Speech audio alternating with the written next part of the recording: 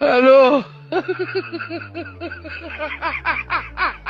ቲክቶክ ብዙዎቻችንን የሚያዝናና አዳዲስ ነገሮችን የምንማርበትና ከወዳጅ አድናቂዎቻችን ጋር የምንገናኝበት መድረክ ሲሆን ዳንስ፣ አዝናኝ ምስሎችና ትሬንዶች በቲክቶክ ቫይራል ይወጣሉ። ሲጀመር ማስመሰል፣ ዳንሶችና ሌላ ቀለል ያሉ ስራዎች ነበሩ በዚህ በቲክቶክ መድረክ ላይ ይቀርቡ የነበሩት። ነገር ግን ሰዎች ብዙ እይታና ትኩረት መፈለግ ሲጀምሩ ግን አንዳንዱ አደገኛ ወደ ሆኑ ድርጊቶች ተቀይረዋል። በዚህም ምክንያት የተለያዩ ቻሌንጆችን ማየት የተለመደ ሆኗል። አሁን የቲክቶክ መድረክ ቁጥራቸው እየጨመረ የመጣው የአደገኛ ቻሌንጆች መታያ ሆኖ መገኘቱ የተለመደ ሆኗል። አንዳንድ ቻሌንጆችም አደገኛ ብቻ ሳይሆን ገዳይም ጭምር ሆነዋል። እነዚህም ቻሌንጆች እንደ ቀልድ በመዝናኛ መልክ የተጀመሩ ሲሆን በጊዜ ሂደት ግን ወደ አካል ጉዳት፣ የእድሜ ልክ ጠባሳና ከዚህም ሲያልፍ ለሞት የሚዳርጉ አደገኛ ድርጊቶችን ለእይታ ሲባል እያደጉ የመጡ ናቸው። ከአእምሮ በላይ የሆኑ የምግብ አበላል እስከ እየተንቀሳቀሰ ካለ መኪና ላይ መዝለል። ለዛሬ በዚህ ቪዲዮ ኢንተርኔትን ያጨናነቁ እጅግ በጣም አደገኛ የሆኑ የቲክቶከሮችን ህይወት አደጋ ላይ የጣሉ ብቻ ሳይሆን ገዳይ የሆኑ የቲክቶክ ቻሌንጆችን እናያለን።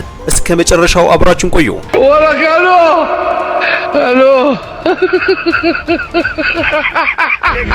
ይህ በምስሉ ላይ የምትመለከቱት ሰው ስማይል ኪንግ፣ ስሙም የማህበራዊ ሚዲያ ስም ሲሆን በቲክቶክ ብዙ ተከታዮች ያሉት በአንድ አጋጣሚ በሺዎች የሚቆጠሩ ላይቭ እየተከታተሉት ባለበት ጊዜ ነበር እንዲህ ሆነው። ስማይል ኪንግን ከተከታዮቹ አንዱ በጠየቀው መሰረት አንዲት ቻሌንጅ፣ ያውም የውሃ ታንከር ውስጥ በጭንቅላት ገብቶ የመውጣት ቻሌንጅ ተስማምቶ ገብቶ መውጣት ባለመቻሉ በዛው ህይወቱ እንዳለፈ ቫይራል በሆነ የሰሙ ሰዎችም ተስማምተው በሰፊው ባጋሩት ኮንተንት ቲክቶከር ስማይል ኪንግ ህይወቱ እንዳለፈ ተነግሮ ነበር። ይህም ከእውነት የራቀ አልፎ አልፎ በማህበራዊ ሚዲያ ዜናን ሳያረጋግጡ ወይንም ትኩረትን ለመሳብ ሆን ተብለው የሚለቀቁ ስራዎች ሲሆን ስማይል ኪንግም በህይወት ያለ ሲሆን በሰዓቱም የውሃ ታንከር ውስጥ አልሞተም። ከዚህ በኋላ የምንመለከታቸው ግን እውነት በእርግጥም የተከሰቱ ናቸው። Okay, let's go.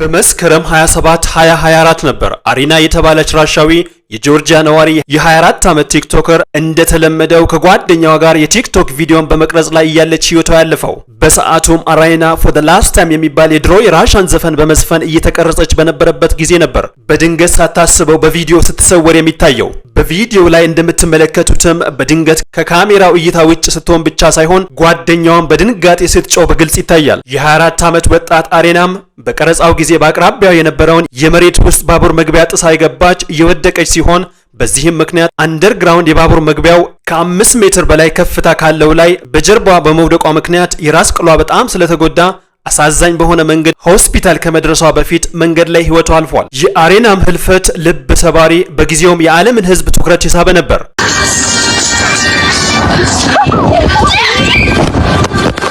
Kasongo Mombali nanga Kasongo mbona wewe Songa libala። ይህች ሴት ጄሲካ ብራውን በመባል የምትታወቅ ጄሲካም አሜሪካዊ ስትሆን አንድ እሷ ማስታወስ በማትፈልግበት ቀን የፀጉር ስፕሬይ አልቆብኛል በሚል በስፕሬም ፋንታ ጎሪላ በመባል የሚታወቀውን ኃይለኛ ማጣበቂያ ፀጉሯን በመቀባት በብዙ ለሚቆጠሩ የቲክቶክ ተከታዮቿ ስራዋን ያጋራች ሲሆን ይህ ግሉ ወይንም ማጣበቂያ ለፀጉር አይደለም ለየትኛውም የሰውነት አካል የማይውል በዚህ ሰይጣን ውጤታማ በሆነ መልኩ ጄሲካን ባሳሳሳት ቀን ፀጉሯን በመቀባት ብቻ ሳይሆን አስተኝታውም ስለነበር ይህም ፀጉሯን ከራሷ ቀሉ ጋር በኃይለኛው ያጣበቀው ሲሆን ይህንንም ልብ ሰባሪ ጉዷን በቲክቶክ ላይ በመልቀቋ ከ50 ሚሊዮን በላይ እይታን አግኝታለች። በዚህም የብዙ ሰዎችን ትኩረት ስባለች። በዚህም ክስተት ገሚሱ መሳለቂያ ሲያደርጋት የተቀሩት አዝነውላት በጎፈንድሚ በሺዎች የሚቆጠር ዶላር አሰባስበውላታል። ጄሲካን አንድ ታዋቂ የፕላስቲክ ቀዶ ጥገና ዶክተር በነፃ አክሟት ያዳናት ቢሆንም የሷ የጄሲካ ታሪክ ግን ሌላ መዘዝ ይዞ መጥቶ ነበር።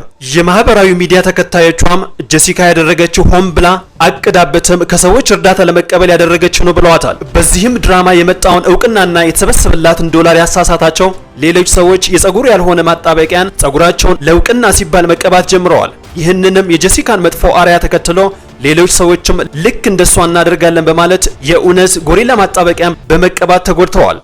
እባክሽ ደቂቃ ጨምሪልኝ በማርያም። እነዚህን በፍጹም እሽ ሜላት ክፉ ነሽ። አቶ ማርቆስ ባለበ ለፍቅርና ፎቶ ልኮ ነበር። ትንሽ አሁን ልገለው ነው። ጣሪ ኧረ እርዳኝ።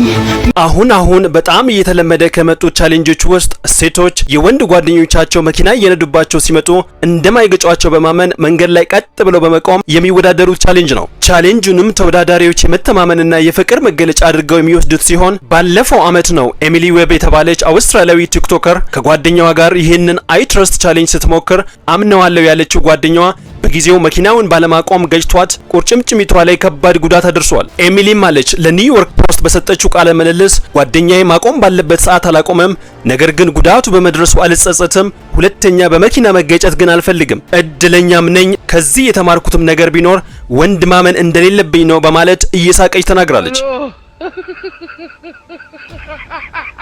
ሰዎች ራስን ለማስዋብ በተለይ ደግሞ ጥርስን በጥፍር መሞረጃ በመሞረድ ጥርስንም በማስዋብ የተሻለ ቅርጽና የማንጣት ውድድር ሌላኛው ሰዎች እየተጎዱበት ያለ የቲክቶክ ቻሌንጅ ነው። ይህ የጥርስ መሞረድ ቻሌንጅ በመባል የሚታወቀው በቁንጅና ስም የሚደረግ አደገኛ የሆነ ቻሌንጅ የጥርስ የላይኛው ክፍል በማሳሳት ለቀዝቃዛና ለሙቀት ከፍተኛ ስሜት እንዲኖረው የሚያደርግ ሲሆን ከዚህም ሲያልፍ የጥርስ መበስበስ፣ ኢንፌክሽንና ከፍተኛ የድድ መድማት የጥርስ ቅርጽን እስከ ወዲያኛው የሚቀየር ሊያበላሽም የሚችል ነው።